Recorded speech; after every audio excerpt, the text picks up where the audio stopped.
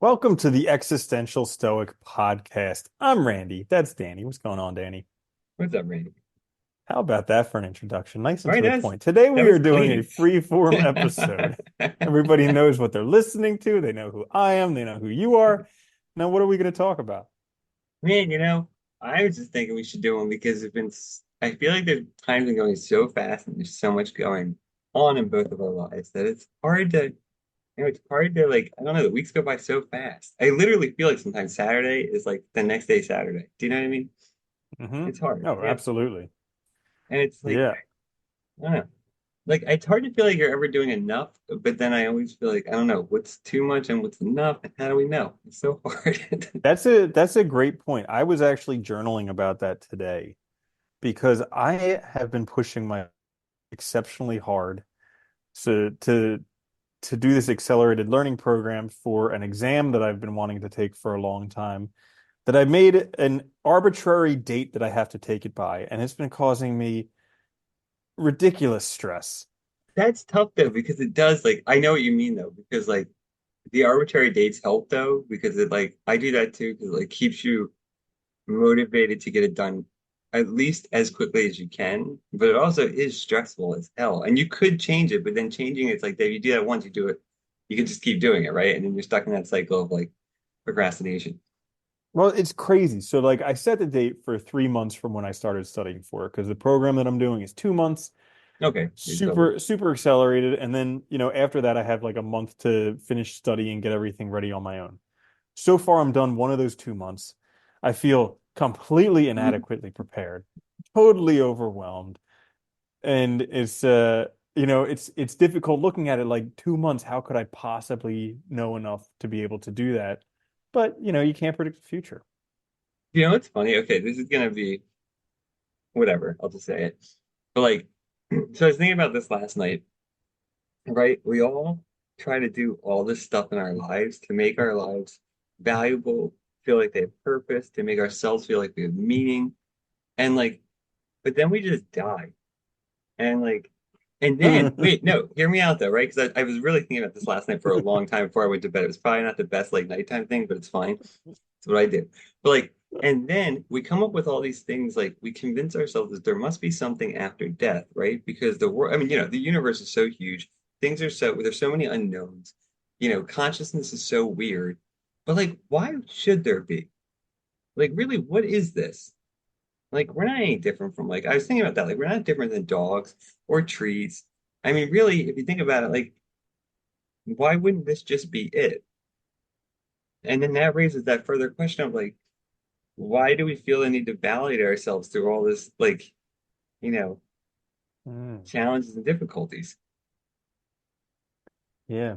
I heard something about that once. I think I was reading it somewhere where it was talking about how, when we're kids, like everything's great. The world is just great. Everything's all sunshine and rainbows. And then like one day we're playing on the playground and some kid gets some special attention because they can like do a backflip or they brought some special toy that everybody likes, or who knows. For some And all of a sudden you reason, realize you suck. yeah, all of a It's like, sudden you feel not good enough because they have attention and it feels good to have attention and you don't have it and you want it. And all of a sudden you start plotting. And from that moment on, the whole rest of your life, you're just plotting to get that. And then you get it and it doesn't last. And after fame comes what is he? Oh, I forget that saying. But yeah, something after bad. fame comes, yeah, you disappear, Yeah. Well, basically. that's the weird thing. It's like, like we're constantly trying to validate ourselves and our existence and that we matter. And I feel like it's maybe that's the wrong thing to focus on or to be stressed about. But it's so hard not to because it's like you live in a world where everyone else is doing it. And it's a world that Mm. humans constructed to be valued, right? To value and to assign value to things. Like we've done this forever, right? You had a tribal leader. You had, someone who knew the best routes to hunt or whatever. Like, you had serfs and you had, king, like we've always been like layering ourselves and distinguishing and, you know, Well, it's yeah. almost like this special ability that humans have to be able to think about stuff actually takes us out of reality Because as Yeah. soon as we start thinking about stuff, we're gone from reality. And then we just start plotting about this alternate reality that'll never occur. Do you ever read Eugene Ionesco's Absurdist play Rhinoceros? So basically, Sounds cool. it is cool. It's very good if you ever have time. It's not that long, but it's a play, and like, but basically, like in the play, like there's this. It's this town. I'm just gonna give you a very brief, but like people just start just turning into rhinoceri. Like individuals start turning Nice. into the animal, and it's funny because like the other people that are still people, like they're thinking about it, and like I forget the exact line, but at one point one guy goes like he's looking at them like the animals and the rest is just like eating stuff. He's like, it is kind of nice that when you think about it, like, it's so much simpler than this life where like all these problems and stuff, you just like eat food, go to the bathroom, sleep, have sex. You do your thing that you're kind of like built to do, and that's it. You know? That's why I always say I'd rather be a pig satisfied than Socrates dissatisfied or whatever. Maybe Mill's wrong. You know? Yeah, clearly. And the Aurelius quote was after fame comes oblivion. There you go. Yeah. And that's crazy from the most famous man of his time. Yeah. But then again, but like, look, like, so what? Like, yeah, we still talk about him. We still have some. I mean, it's And that's miraculously and some of that's his. rare. Like the Yeah, the only one person who was alive during his time that we actually still talk about. that's what I mean, though. Like, it's like the rarity of these things lasting, like your works, the stuff that you did actually lasting, so people remember you is like, very slim. So, I mean, we talked about this before. Like, how many people in ancient times that were great thinkers, great minds? Who knows? They probably produced amazing works we have no idea of because we either haven't uncovered it, or they were burned in the fire of Alexandria, or just lost. Like for whatever reason, that thing wasn't preserved by, some person who passed it along and, retranslated it or something. So yeah, it's You crazy. mean And no, go ahead. What you said. I was gonna say you mean they didn't become enlightened and then sell their courses to everyone? I know, right? But then I don't know. And it's just nuts because then it's like, and even if your stuff survives, you don't know it. Like you're gone. So it's so weird. And it's like I think I don't know, I feel like so many times caught between this thing of like you want to have a good life in the world we live in, which means you have to do stuff because you want to make money. You want to like, be able to do. It's like you're constantly trying to work and do these things so you can live your own life, right? And at the same time, it's like, but for what point? Like, is all of this anyway? And how far do I want to take it? Because there's also that fear of like you're trying to value yourself, things go well, and then that fear of like falling into it and forgetting about everything else, and that becomes the sole focus. And then one day you wake up and you regret the fact that you didn't do anything else that you liked. Mm, yeah, Yeah. yeah. So it's challenging. I was also thinking about the fear of death because I started asking myself. So like I'm driving myself super hard to learn this stuff and basically every spare moment. And it kind of sucks because I'm putting off all the stuff that I consider fun just to do this stuff, to do this thing which I considered fun before I made it like a point A to job, take this a exam. dad. Yeah, I I know, know. right? That's the point. That And always scares me about certain things, like turning hobbies into work. Like always makes me nervous. It's like, well, will I still enjoy it? Like once it's work, but anyway. Yeah. yeah. So I kept just journaling and asking myself, like, why am I doing this? I don't need to do it. Like, I don't need to do it. I mean, granted, I'd like to pass the exam, but I don't And have to do it in this time frame. Not at all. you could Okay. take a year. Yeah, you could I do it get to, whenever the hell yeah, you feel like it. Yeah. yeah. And so I don't need to do it based on the time. I don't need to do it for money. So why am I doing it? I just kept writing, like, why am I doing this? Why am I doing? And it got like very superficial, kind of like, of course, I'm doing it for these reasons for myself. And then I forget where I was going with this. You said death. You said something about death. Oh, right. Yeah. Because like I think there's like I think part of it was the fear of financial insecurity and also the fear of I wasn't I I was going to write death, but it's not really the fear of death because I don't fear death that much that I know of. I think I more fear pain and fear. Like I fear Yeah, I the mean, I don't like fear pain either. about like surprise death, and I Yeah. fear the pain around death. But actual death, I mean, it's got to be the greatest release ever. But yeah, I always just assume it's like when before I was born, and then I just don't care because yeah. whatever. I don't I don't remember that mind the either. part after. The part after I die, totally cool with.